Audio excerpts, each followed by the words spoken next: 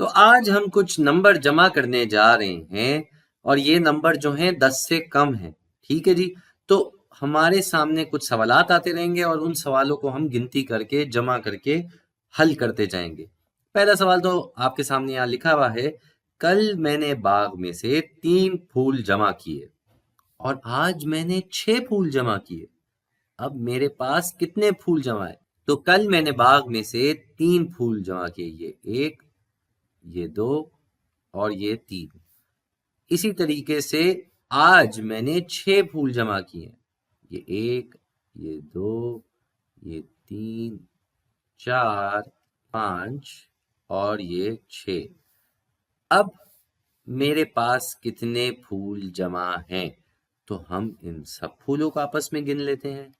ये 1, ये 2, ये 3। अब यहाँ 3 से हम गिनती आगे जारी रखेंगे। 4, 5, 6, 7, 8 और 9। यानी कि अब मेरे पास 9 फूल जमा हैं। चले ऐसा एक और सवाल देख लेते हैं। तो ये आ गया हमारे सामने दूसरा सवाल।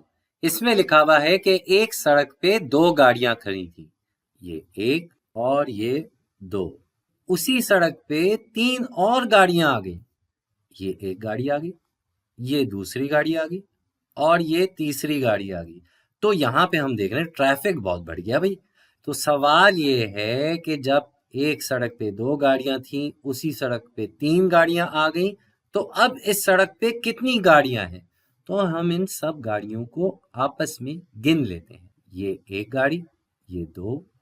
अब यहाँ हम पिछले सवाल की तरह गिनती जारी रखेंगे। ये 3, 4 और 5। यानी इस सड़क पे कुल मिला के 5 गाड़ियां हैं, 5।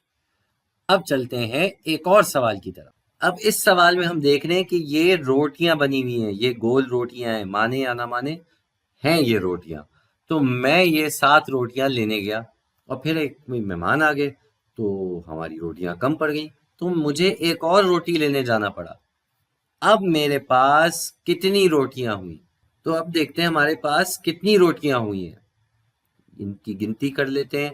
ये 1, 2, 3, 4, 5, 6, 7 और फिर मुझे एक और रोटी लेने जाना पड़ा। तो इससे क्या पता चलता है कि हमें 7 में एक और जमा कर देना चाहिए। तो 7 में अगर हम एक जमा करें, क्या जवाब आता है? जवाब आता है 8। ये आ गई हमारी 8वीं रोटी। तो जी इसका जवाब हो गया 8। तो समझ में आ गया। तो ये होते हैं कुछ जमा करने की मिसाल और उनके तरीके।